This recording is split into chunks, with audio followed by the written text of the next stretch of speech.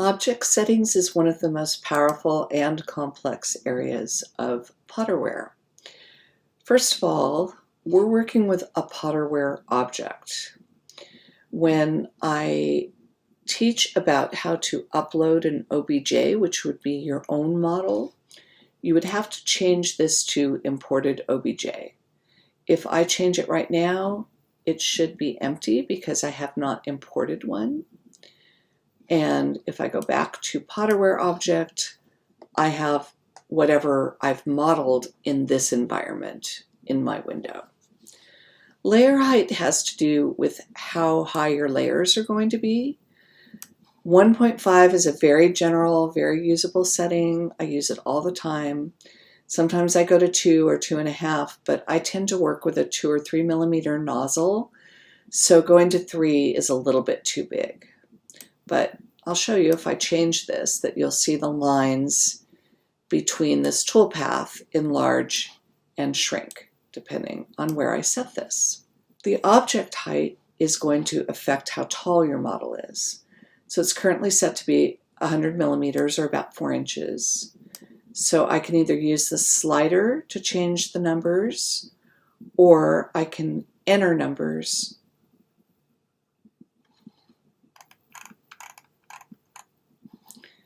by hand by coming in here and just typing in a very specific number. And the screen will go blurry as it's calculating that change. The object size is not super obvious when you're in a smooth horizontal profile, but what I'll do is I'll change it. So I'm going to go down really low, like to 4.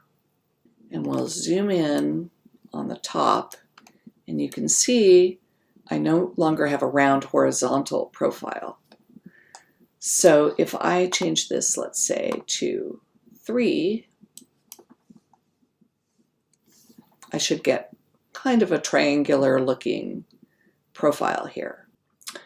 If I move the profile from being smooth to being angular, that's where the object size really gets powerful and is much more obvious. So now I have a very geometric looking form, which is quite beautiful, I think. And you could probably go up to, maybe as high as, let's go to 8. And you're still going to see this be very geometric in this angular setting. And probably when I get over about 20, it's still going to look a little steppy, but it's not going to look nearly as geometric. But this is a fun setting if you like that faceted kind of a look to your models. And it's not very visible when you're on smooth, which is the default. The object twist on a perfectly round object like this is not going to be obvious. So let me just go ahead and twist it. That would be in degrees, 150 degrees. So you can go beyond 360 in this twist. You can keep twisting and twisting and twisting your object. But notice that we really didn't see a change. If I change the object size and go back down to 3, where this is going to be more triangular even in the smooth setting, suddenly this twist is going to be really beautiful. And I might just for a second throw on my extrusion visualization because this will be more dramatic than looking at it as curves. So quite gorgeous.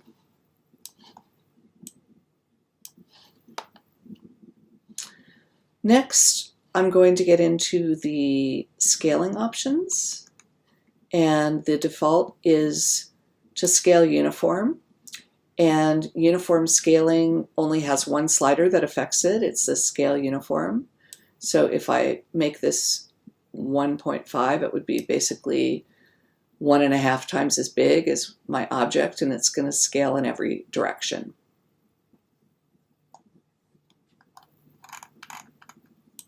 If I want instead to scale in a non-uniform manner, I would go to non-uniform scaling. And what happens when I choose that is that my object will snap back to its original size. first. And now if I want to take it and make it more distorted, I can explore scaling on X, scaling on Y. So that made it kind of more oval and wider. The Y is going to move it in the other kind of horizontal direction. Going to make it wider and oval in the other direction. And scaling Z is going to make it taller. Now, this is a really fun way to shape your object to work with the non-uniform scaling. I use it quite a bit. Once again, if I go back to uniform scaling, it's going to bounce back to its original shape. Oh, I see. Now it's looking at this 1.55, and that's why it's a different size than the original.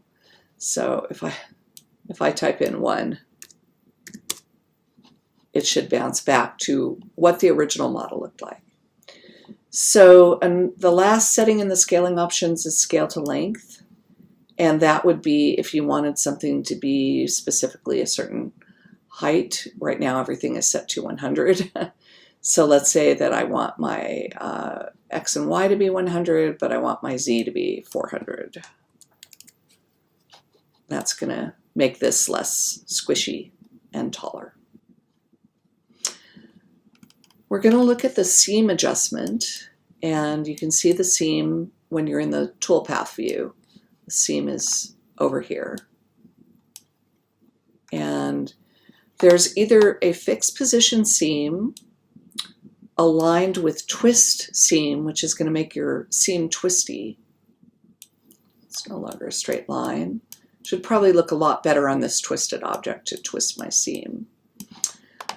And you can also change the seam position where it's starting. So if I had some kind of detail on here that I wanted to be in the front or back, that's where this is helpful. I might put it back to a fixed just so we can look at this a little bit more clearly. This slider works in percentages, and so 100 would be 100% or 360 all the way around the object. So, you just have to kind of play with this and get this seam where you want it. And seam length is going to be a factor sometimes if you get a print that you feel has too obvious of a seam, you can play around with this length and explore it. What that's going to do is it's going to make the way that the printer head moves up less abrupt. It's going to have a longer runway. So you can kind of see how it's more it's not really bent, but it has a longer area, that's in millimeters, of how long it's going to take to get to the next position.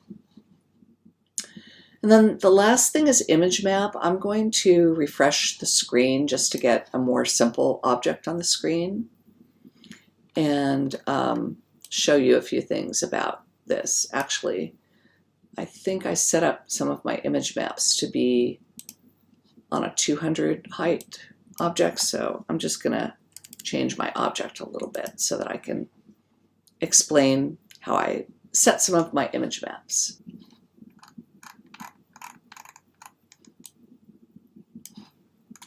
So image map is located at the bottom of the object settings. Very long feature set. And if I turn it on, I believe there's a default image map that's in here that just kind of shows what this does. And it will be a lot more obvious if I change it from curves to extrusion. And you can see that I now have something that is much more textured. And it's based on whatever kind of image I've uploaded to the image mapping section here. So I am going to turn extrusion off because it takes extra time. And I'm going to upload my own image. Now I have a number of different images in here. I'm going to put them to icons so you can see. And some of these I just downloaded from the internet. If you do a search for patterns, they can be in color, they can be in grayscale, they can be in black and white. Generally, the more simple, the better effect you're going to have. I'm going to take this spiral JPEG and open it. I'm speeding this up in the video, but often these previews take longer to load than others. It's a repeating pattern, a seamless pattern. That's what you can search for. You can also learn how to make them. You can make them in Photoshop and all kinds of image editors. And there also are pattern generators on the web that you don't even require a software program for. The amplitude is going to change how intense this is. This is a negative amplitude, so it's kind of depressing the design. And the higher the number, the more impression you're going to get. And if you like it better on the inside, you can reverse the direction. I'll do +4. So this takes a very long time to render when you're in the extrusion visualization.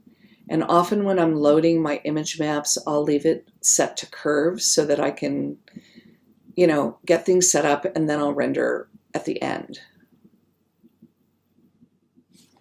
And there's also something called smoothing. So if I set this to 2, my image is going to get a little softer. And sometimes that might be what you want, to have something be more gradual in its appearance. So I'm going to go back to curves to make a little point about how you can figure out the size of your image map if you have something that you more specifically want to position on an object.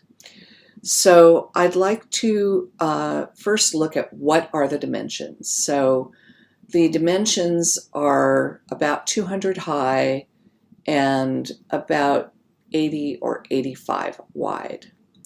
So the maximum size image map that Potterware will accept is about 500 by 500 pixels.